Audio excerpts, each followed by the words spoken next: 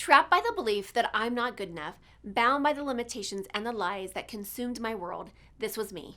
It wasn't until I took the biggest leap in my life to know and trust the power within. And it was at that moment I made a choice. My past will not define me anymore. Hello, I am Teri, and I know I am not alone in this. Over the years, I have found that the number one mistake that we make is that we get in the way of our own success story. Yes, I said it. On this show, together we'll tackle limiting beliefs, self sabotage, getting stuck, fear, doubt, overwhelm, and the imposter syndrome. Join us on this journey designed to transport you beyond your limitations to a world where anything is possible. This is Talking with Teri. Hi, and welcome back to Talking with Teri, where we have powerful conversations to transform your life and your business. And I'm excited for our guest, Andrea Stephens, today. She helps moms who feel like they have little self-worth outside of raising their children. They are in the trenches and feel like their life is passing them by. She helps them design and live their dream life now, which I love, instead of when kids are kind of grown and gone. She is a neuro transformational life coach, and her companies have generated well into the six figures, and she has served over 10,000 customers over the course of her career. So welcome, Andrea. Thank you, Teri. Thank you for having me. Yeah, I'm excited. Okay, so how did you love to hear how you came to be where you're at today. So if you can give us just a short little, bring us up to speed of how you got to be where you're at today. Yeah, that sounds great. So I grew up in a very strict religious organization. And when I got married, I went from my dad's covering, if you will, to my husband's covering. And all along, I just felt like something wasn't right. I felt limited as a woman and as a wife. And then I started having kids. And then I just felt stuck at home as a mom. And I've always been a go-getter. And so when I had my first child, everything was good for about a year, but I started getting very, very impatient and just very, the word's not coming to me, but very stir crazy at home, just sitting with my kids. And so when I would speak about it or mention it or kind of vent to people, I was always met with, yes, but you're doing the most amazing job in the world raising a child. And I'm like, I know, and I'm going nuts. Like I'm going crazy. Right. and There's so many women that can relate to this right now. Okay. I'm just saying, so many relating. We're laughing with you. Okay. Because we understand. Yes, no, that's fine. Yeah. And what I found was it's just a taboo subject where you can't really bring it up with your girlfriends or especially church members. It's not really something that you bring up. And we kind of put this positivity band-aid over it where, it's, you love your kids. I loved my kids, but I was going stir crazy. I didn't know what I was doing. And I just felt like a lot of women in the world or, out in society were passing me by. I realize now that's not the case, but that's what it felt like when I was sitting at home. And so I started an e-commerce business, making and selling jewelry on Etsy. And it really took off. I found that I was really actually good at business and I loved business. I loved reading books about it. I loved studying it. And that was my window into the outside world, if you will, where I was like, whoa, there's a lot more out there than just sitting underneath of a man at home raising my kids. So I was exposed to, what's out there, especially with business. And like I said, I found I was really good at it. So I started attending events and conferences that would help me in my business. Cause I loved it, but I didn't know what I was doing. And so I was in e-commerce for about 6 years and I attended an event, I want to say in 2019, that was a mindset event. And I had really never I'd read about mindset in books, but I hadn't really come across it, really intently the way that I did here. And so I had signed up for this business program and about 4 weeks in, I realized e-commerce was not my jam, it's coaching. Yeah. And so then I just went full force into coaching. And my desire is to help other moms who feel like they're stuck and feel like, they can't start their life until their youngest is 5 or, going into school or whatever it is, that they're just going to put their life on pause for, 8 to 10 to 12 years, waiting for the kids to grow up. And I want to help them know that you can do that right now. When your kid's 2, when your kid's, 5 or 6 or whatever it is, you don't have to wait. And I agree with you because there's, I think there's that underlying belief out there that, either you're a working mom or you're a stay-at-home mom. And there's really Absolutely. kind of nothing in between. Like we can't have Yes. a side hustle and we can't, and I think that that's, Hmm. I think that, oh goodness, there was, years ago, there was some, um, uh, um, Harvard University did this research study on these 80-year-olds, and they found like they asked all these 80-year-olds of this huge study, what is their greatest regrets in life? And the Mm, first one was that they didn't take enough risks in life, and the second one was they didn't spend enough time with family. And I think wow. those two things is like when we, and I hear it all the time with moms, stay-at-home moms that have like said, I just gave up on my dreams. I Yes. had to stay home and this was the sacrifice that I made. And there's something that's like you said, there's something that's missing and they Yeah. don't feel whole and complete because I truly believe that we are here to serve in some way. And some folks Yes. that is just serving in the family capacity, but there are some folks that know that they are meant to like, serve beyond the home and serve, Yes. the community or serve in a bigger way. And so that mom guilt that Yes. comes up is real and it's undeniable. And it's always, Yeah. I don't know if you've heard this, but I hear like some of my friends and I'm a working mom. I took off time, when my daughter was younger. And then we Uh-huh. kind of just got really creative, right? So my husband and I, you know, for the first couple years, we were managing it, but we were both working, and Yeah. but if you're at work feeling guilty not being home, and then if you're at Yes. home feeling guilty, that you're not, Yes. working, Right. so share a little bit about that, like that kind of that dynamic that happens because I think that faces a lot of people, um, Yeah. and especially right now. I mean, I think that mom guilt has changed a bit because of the current time that we are in. Yeah, absolutely. That's a really great question and or a great perspective. And I'm going to try to articulate this in the best way possible. But you said it absolutely right. The working moms are guilty; they're not at home, and the at home moms. I don't want to say they're guilty; they're not at work, but they feel left out, and they feel like they're missing something by not being able to contribute monetarily, or Yeah. with their expertise or something like that. And so, yeah, you're absolutely right. They feel left out. And to that, I would say that is an underlying belief that whether you're a working mom or a stay-at-home mom that you have, that you're not in the right place. And that is what I had to come to grips with was, I believe I had to decide that I am where I am supposed to be. My background led me here. My family life, my religious life that messed me up and screwed me over actually was what got me here to where I am right now. And I have become thankful and grateful for that. Even though there was a lot of issues there was a lot of hurt, there was a lot of pain. It's what's allowed me to actually move through and be the person that I need to be. And I'm a firm believer that your kids are your kids for a reason. And I have been able to, I try to teach this to my clients and to people that I talk to, that your kids are perfect for you. In the same way that my parents were not perfect parents, but what I had to experience in growing up was exactly what I needed to fulfill on my mission and my purpose. And like you said, whether that's just in a family capacity or even a bigger way, community, worldwide, whatever it is, my background prepared me for that. Yeah. And so that's where I think if you're a working mom, you have kids who need you to be a working mom, right? And if Yeah. you're a stay-at-home mom, you have kids who need you to be a stay-at-home mom until you decide, okay, I'm going to go to work, or I'm going to work from home, or I'm going to have a side hustle, or whatever it is. I'm going to start a business.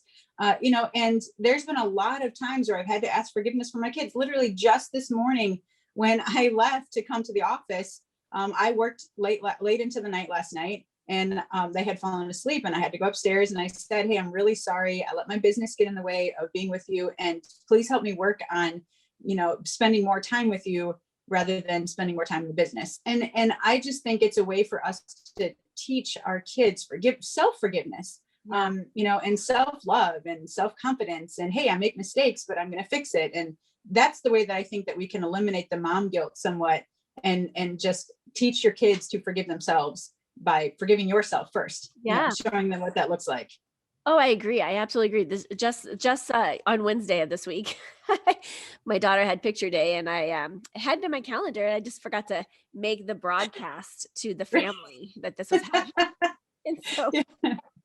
But you know, it's so funny. It's like, but and she wasn't wearing what she would have worn, and she didn't have her hair the way she would have had it. And I was like, you know what, honey? Like, she's like, but mom, and I was like, you know what? This is gonna be like a funny memory that we like forgot, Yes. and like the teaching resiliency, right? Like Yes. is powerful, right? Teaching. Absolutely. Yes. And she's just like, I was like, this, we just go with it, right? Like Yeah. things happen. I took my ownership and I said, yeah, I goofed. I forgot to remind us. And, but Right. we kind of Right. laughed it off. And it wasn't like this rigid thing where it was like, and she's like, by the way, there's Yeah. no retakes. I'm like, that's okay. Like, we'll document this as like, we'll laugh at this, right? Like, Yes. if you mess Yeah. up one time in your school pictures in the time of I think we're doing good. Like, I think we're doing Yes. Yes. And I, to your point, that is a very good point where most of us, we're our worst enemy rather than our biggest cheerleader. And Yeah. it's so, the words that you say to yourself are so important because you're exactly right. You messed up one out of what, 7 or 8 years of school Yeah. pictures. I mean, Right. and I don't want to say you're allowed to, because, it would be nice if we did it. But at the same time, like, instead of congratulating ourselves as moms for, hey, I got 7 of them right, we're like, oh, why did we do that? Why did I go to bed again? Why did I do this? Oh, I'm the Yeah. worst. Maybe I shouldn't be doing this. And we start questioning ourselves. And then you move into that fear, which moves you into scarcity and lack of confidence. And then you start questioning your decisions. Now your kids, it's a downside, criticizing yourself rather than being your biggest cheerleader. Exactly. And I always think about like what are the messages that we're sending our kids?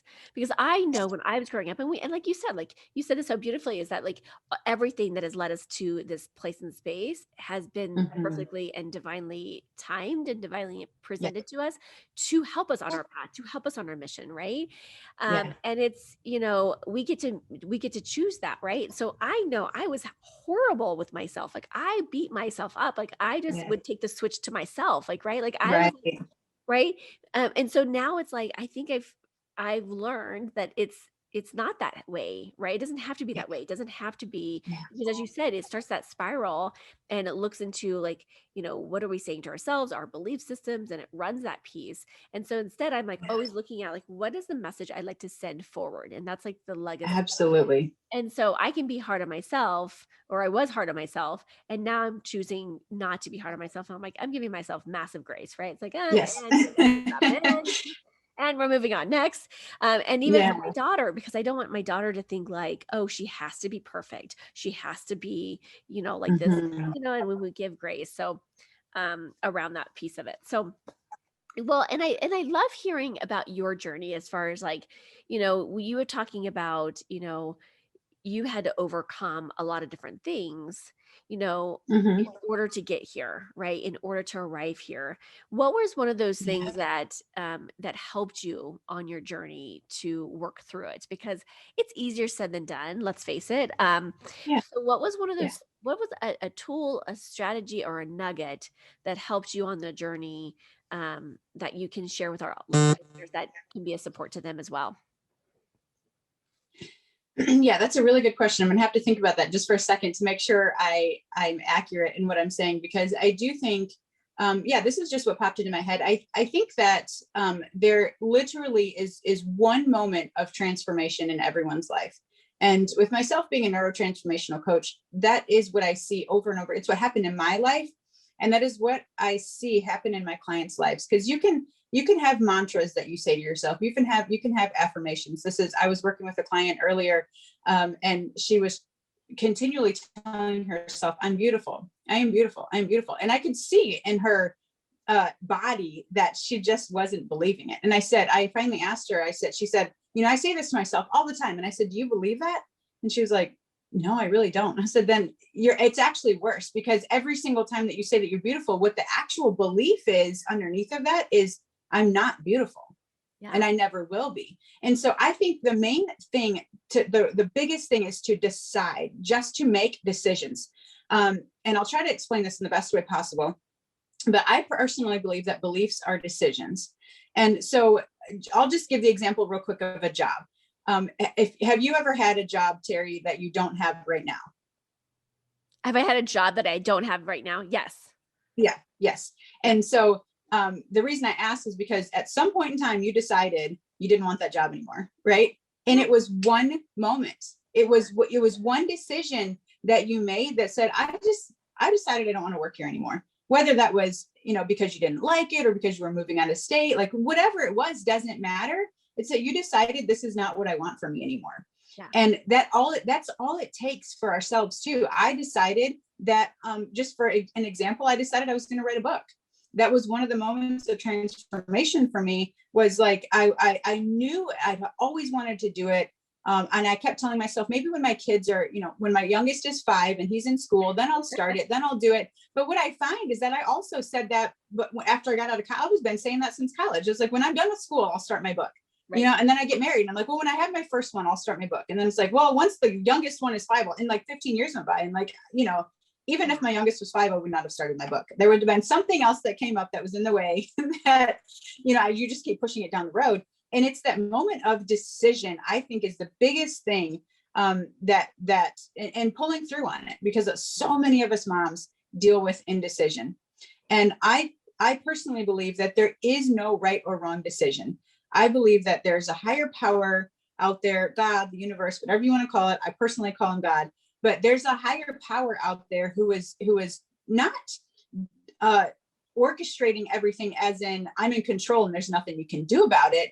But I like to say it's similar to like taking a trip from Virginia to New York, and you pass through California on your way, right? Right. And so, you kind of went out of the way, but you still got there. And that's why I think life works for us. I think that God just, okay, we made this move, and he corresponds with whatever move you make. He's not in control. I feel like he gave us a free will, and we get to choose whatever we want to do. If we want to pass through California on our way to New York, well, I'll make sure you have enough gas to get there, right? Like, it's not the way that I would have chosen, but I'm going to help you out.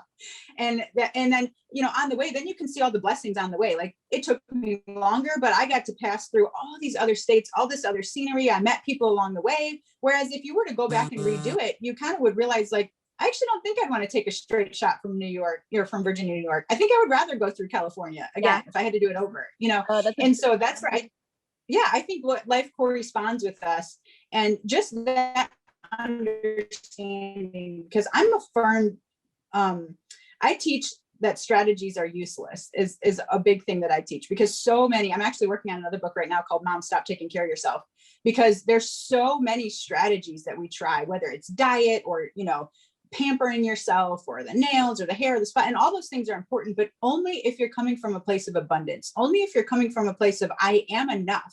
The person I am is enough, and I want to enhance the person that I am. If you're doing your hair to make yourself look better, you're still not going to be happy. Then you have to do your nails, then you have to do the dress, then you have to have the car and the house and the job, and it's never enough. But if you're coming from a place of I'm already enough, then you can move forward as in, like, what's the house I envision? What's my dream house? Okay, I'm going to work toward it. And you don't know how you're going to get there. You don't know when. You just know that you're going to get there. You've just decided that you're going to get there from a place of abundance rather than a place of running away from where you're at. So I hope that answered the question. Yes, It was kind of a long-winded answer. That's beautiful. That's absolutely beautiful, and a perfect way to kind of wrap up today.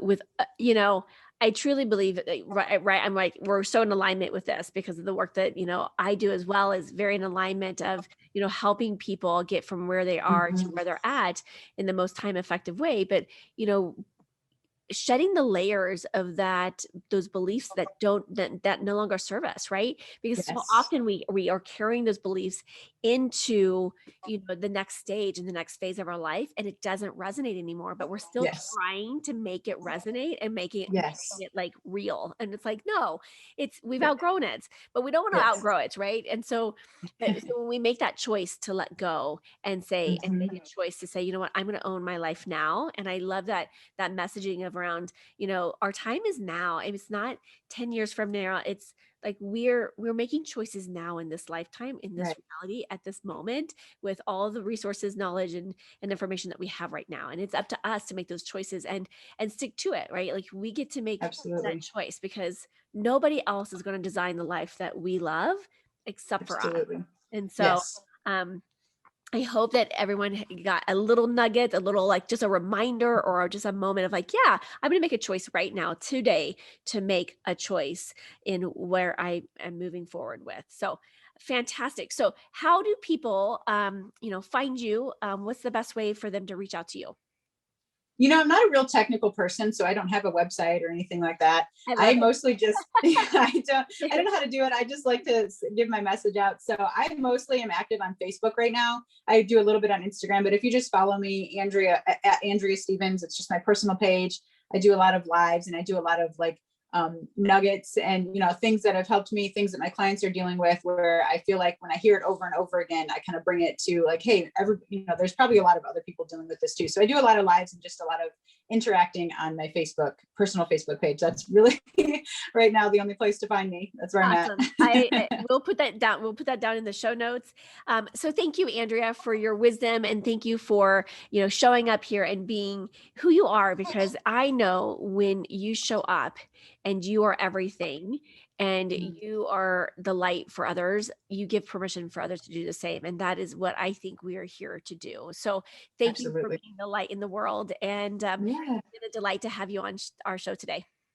Thank you very much, Teri. I appreciate it. I am so grateful that you joined me for this episode. If you've enjoyed this, then there's just one thing that I would like you to do. Click to subscribe and leave me a rating and review. As my way to thank you, let's connect for a free consultation. Just reach out to me at talkingwithteri, that's TERI.com, to book your time.